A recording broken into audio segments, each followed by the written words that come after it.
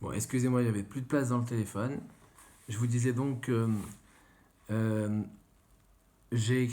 on avait déjà écrit en classe la première partie de la Mishnah Aleph dans le cahier. Je vous le mettrai dans le groupe, même si c'était le tableau qu'on avait écrit pour ceux qui n'étaient pas à jour ou pour ceux qui ont perdu leur cahier, comme ça au moins vous avez tous les éléments pour vous pouvoir réviser. La deuxième partie, avec l'explication que je vous ai donnée, je l'ai écrite et je vais vous la mettre dans le groupe et je vais demander aux enfants de la copier dans leur cahier. Comme ça, leurs cahiers seront à jour pour la Mishnah Aleph et je pourrai les interroger donc mercredi. Le cahier sur lequel ils doivent remplir, c'est le cahier vert, qui est le cahier de Mishnah. Et dedans, ils vont écrire, donc à la suite de ce qu'on a écrit en classe il y a quelques jours, c'est les mots qui nous manquaient pour finir la Mishnah et l'explication de la Mishnah. Ça, c'est une première partie. Dans une deuxième partie, j'aimerais qu'on voit également un petit point sur Pessah. Vous savez qu'on s'approche à grands pas de Pessah, puisque dans 3 semaines à peu près, ce sera le moment de la fête. Il va falloir donc, et que Pessah c'est une fête pour laquelle il y a beaucoup de lois à connaître, à tel point que le Shulchan Aruch dit qu'il faut se préparer 30 jours avant la fête de Pessah. À Pessah, il y a beaucoup de choses à connaître, même si je pense et je suppose que beaucoup de choses que je vais vous dire, vous le connaissez déjà. On va quand même rappeler un peu toutes ces choses-là. On verra certainement pas tout ça aujourd'hui, mais on va commencer par déjà quelques points et ensuite on les écrira au fur et à mesure. Donc, parce que déjà, je vous ai donné à écrire la Mishnah, ce qui va vous prendre du temps, à réviser. On va voir aujourd'hui, on verra juste à l'oral quelques petits points sur Pessah, en tout cas sur ce qui est avant Pessah, et on écrira peut-être pour mardi ce qu'on dira aujourd'hui. D'abord, vous devez savoir les enfants que cette semaine, ce Shabbat qui arrive, c'est un Shabbat un peu particulier. D'abord, la paracha qui arrive, c'est la paracha Vayakel Pekoudé. Donc il y a deux parachiotes qui vont finir le livre de Shemot. Mais en plus, il y a un autre Sefer Torah. Parce que ce Shabbat qui arrive, il a un nom particulier. Il s'appelle Shabbat HaChodesh. C'est le Shabbat qui est avant Rosh Chodesh Nissan. Qu'est-ce qui se passe durant ce Shabbat? Comme dans les Shabbats particuliers de l'année, on sort un autre Sefer Torah dans lequel on va lire le passage de la paracha de Bo, dans lequel Hachem a nommé le mois de Nissan, premier mois de l'année. C'est le mois de la sortie d'Égypte et c'est le mois qui va être le numéro 1 de l'année dans la Torah. Les mois n'ont pas de nom, mais ils ont des numéros. Et le mois numéro 1 est le mois de Nissan, numéro 2 Iyar, numéro 3 Sivan, etc. Ainsi de suite, si bien que le mois de Tishri, dans lequel il y a Rosh Hashanah, est appelé mois numéro 7 dans la Torah. Donc ça c'est pour ça que donc dans cette paracha, le Shabbat avant Rosh Chodesh Nissan, eh ben on rappelle cela, on rappelle cette nomination du mois Nissan, premier mois de l'année, à toute la communauté en lisant donc le passage qu'Hachem, dans lequel Hachem l'a nommé premier mois de l'année. Ensuite, le mois Nissan, il a quelques particularités. La, la plus connue, c'est que durant ce mois de Nissan, nous ne faisons pas de supplication. Il n'y a pas de tachanoun, on ne demande pas pardon à Hachem pour les fautes qu'on a faites. Parce que ce mois de Nissan est rempli de jours de fête, et pendant ces jours de fête, on ne peut pas rappeler les fautes. Et quels sont ces jours de fête? D'abord, le premier jour, c'est Rosh Chodesh. Ensuite, on a 12 jours qui sont les jours pendant lesquels les princes d'Israël avaient, durant l'inauguration du Mishkan, fait chacun un jour une fête pour la tribu. Et du coup, pendant donc les 12 premiers jours du mois de Nissan, sont 12 jours de fête par rapport à cela. D'ailleurs, il y a même des lectures à faire aujourd'hui pour commémorer en fait ces célébrations. Ensuite, le 13e jour du mois de Nissan, on ne fait pas Tachanoun, on ne fait pas les supplications parce que c'est le lendemain, ça s'appelle Isrouchak, c'est le lendemain donc de ces 12 jours de fête. Le 14 Nissan, c'est la veille de Pessah, donc comme c'est la veille de Pessah, pas de Tachanoun non plus. Ensuite, du 15 au 22, c'est Pessah, parce que chez nous, Pessah dure 8 jours, donc 15, 16, 17, 18, 19, 20, 21, 22. Donc 20, 22 jusqu'au 22 Nissan, c'est Pessah, et donc encore une fois, pas Tachanoun. Le 23, c'est Isru Chag. Le lendemain de la fête, on ne fait pas Tachanoun. Et ensuite, la dernière semaine qui reste sur le mois Nissan. D'abord, les Shulchan Arour dit que, étant donné que le mois est essentiellement sans Tachanoun, alors on finit sans Tachanoun. Mais le Rav Ovadia Yosef à la Vachalom dit que durant la dernière semaine du mois de Nissan, ce sera la période où on fera la célébration de l'inauguration d'une troisième Beth Amikdash qu'on espère voir cette année. Et du coup, donc, pendant cette période, on ne fait pas non plus Tachanoun.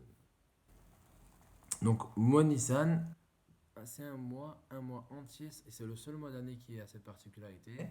Un mois entier sans supplication, on ne parle pas de fautes. Comme on est en période de joie, c'est pas le moment de dire à Hachem les fautes qu'on a commises. Hachem, il préfère qu'on reste dans la joie. Deuxième chose, pendant ce mois de Nissan, on n'institue pas de jeûne public. Euh, Même s'il il y a le besoin, on ne fera pas de jeûne public pendant le mois de Nissan. Parce que le jeûne, encore une fois, ça rappelle la faute, rappelle les problèmes. Pendant ce mois-là, c'est pas le moment d'en parler. Par contre, on peut faire des jeûnes privés pour ceux qui ont des raisons particulières de les faire, par exemple pour des mauvais rêves ou autre. Bon, ça c'est c'est autre chose, mais en tout cas, ce qu'il faut retenir, c'est qu'au mois de Nissan, il n'y a pas ni de supplication, ni de jeûne public. Autre chose, au mois de Nissan, on a l'habitude et on a le devoir, une fois par an, au mois de Nissan, de faire une bénédiction qui s'appelle Birkat Ailanot. C'est la bénédiction sur les arbres. Cette bénédiction, on la récite quand on aperçoit au moins 2 arbres fruitiers qui sont en fleurs, c'est-à-dire qu'ils sont en période où l'arbre est fleuri. Parce qu'en fait, si on attend un peu trop, enfin si c'est trop tôt, alors les fleurs ne sont pas encore là. Et si on attend trop, les fleurs tombent et laissent place aux fruits, et à ce moment-là, on ne peut plus faire la bracha. La bracha, elle doit être faite que quand l'arbre il est en fleurs. Alors s'il y a déjà un petit peu des fruits, mais qu'il y a toujours des fleurs, c'est pas grave. Mais par contre, si jamais il y a plus de fleurs, alors on ne peut plus faire la bracha, birkat et la note. C'est une bénédiction qu'on récite une fois par an, que les femmes également peuvent réciter. Et c'est une bénédiction en fait qui nous permet de remercier Hachem de tout ce qu'il fait, de cette végétation extraordinaire, tous ces plantes, ces arbres qu'il fait, et que chaque année renouvelle ce cycle de la végétation, puisque en hiver, à Toubishvat, il n'y avait plus rien, et à Toubishvat, il a donné une nouvelle essence, une nouvelle énergie à tous les arbres et tous les végétaux pour reprendre un nouvel élan. Et là, au mois de Nissan, ben, on retrouve un peu la couleur dans les arbres, on retrouve la couleur dans les plantes. Et c'est pour ça que c'est l'occasion donc de remercier Hachem une fois par an. Au mois de Nissan, si on s'approche de Pessah, on a également un Shabbat qui va être particulier. C'est le Shabbat qui est juste avant Pessah. Il s'appelle Shabbat Agadol. On l'appelle comme ça Shabbat Agadol par rapport à ce qui s'était passé au moment de la sortie d'Égypte. D'ailleurs, vous savez que cette année, les jours de la semaine tombent exactement comme ça s'était passé à l'époque de la sortie d'Égypte, parce que Shabbat de la sortie d'Égypte, c'était un Shabbat 10 Nissan, comme cette année. Et donc, c'était 4 jours avant le sacrifice de Pessah que les Israël avaient fait. Le Shabbat, ils avaient dû prendre un agneau attaché au pied du lit. Et tous les goïms avaient été un peu. Les Égyptiens demandaient pourquoi prenez-vous un agneau qui est notre idole, qui était l'idole des goïms. Et à ce moment-là, les Juifs répondaient parce que dans 4 jours, Hachem il va tuer tous les premiers-nés égyptiens et à ce moment-là, on va égorger ces agneaux pour les manger grillés. Ce qui a un peu alerté tous les premiers-nés non-juifs qui sont partis voir Pharaon pour lui demander de laisser partir les Juifs avant que ce soit trop tard pour eux. Mais Pharaon n'a pas accepté. Il y a eu une grande guerre dans laquelle il y a eu beaucoup de morts chez les Goïms, de guerre entre soldats égyptiens et premiers-nés égyptiens. Finalement, quand ils ont réalisé que tout ça était causé à cause des Juifs, ils ont voulu venir nous attaquer, mais Hachem leur a mis une grande terreur. Ils avaient très peur des Juifs et personne n'avait. Il y a eu un miracle. Personne n'a pu s'approcher de nous. Et du coup, on a appelé ce moment-là Shabbat Agadol, le grand Shabbat. Et d'année en année, des miracles se produisent pendant ce grand Shabbat. Et on profite également, pendant ce grand Shabbat, Shabbat Agadol, pour organiser des cours publics dans les synagogues sur les lois de Pessah. C'est tellement un Shabbat particulier qu'on a même l'habitude de dire, au lieu de dire Shabbat Shalom, de dire Shabbat Agadol Shalom. Donc c'est vraiment un moment extraordinaire dans l'année, durant lequel on s'approche de Pessah à grands pas. Enfin, dernière chose avant Pessah, c'est le jeûne des premiers-nés. C'est le dernier événement. Après, on parlera de tout ce qui est autour de Pessah, Hametz, Matzah, ça sera notre point. Dernier point donc, avant Pessah, le jeûne des premiers-nés, la veille de Pessah, le 14 Nissan, donc la journée qui est juste avant le Seder. Les premiers-nés ont l'habitude de jeûner pour remercier Hachem de les avoir épargnés. Lorsqu'il a tué tous les premiers-nés égyptiens, il n'a tué aucun premier-né juif. Et du coup, on a l'habitude de jeûner, sauf que, étant donné que maintenant la santé est un peu fragile et que les gens ont du mal à jeûner, si on jeûne après, pendant le Seder, on se retrouve fatigué et on risque de bâcler le Seder alors que c'est d'une importance capitale. Alors, on a l'habitude aujourd'hui de ne plus faire ce jeûne, mais comme on ne peut pas arrêter des institutions qui ont été mises par des rabbinim qui sont très anciens et très importants, du coup, on commence le jeûne le matin et on va, pour pouvoir l'arrêter, il faudra assister à un repas de Misva qui a lieu lors d'une Brit Mila, un rachat de premier-né, ou bien lorsqu'il y a un Siyum. Alors, si on a la chance qu'il y ait une Brit Mila, on pourra manger lors du repas qui est offert derrière. Si on a la chance d'avoir un pidium, un rachat de premier-né, c'est pareil.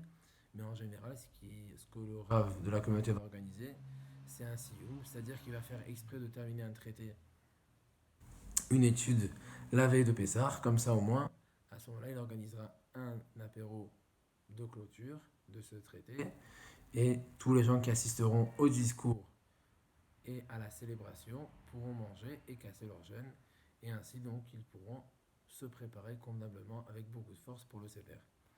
Voilà donc pour ces premiers cours en vidéo en dehors de la classe. J'espère que vous allez tout enregistrer. L'avantage des cours audio ou vidéo, c'est que quand vous n'avez pas compris quelque chose, vous pouvez faire marche arrière. Donc vous pouvez écouter et réécouter ces cours autant de fois que vous le souhaitez.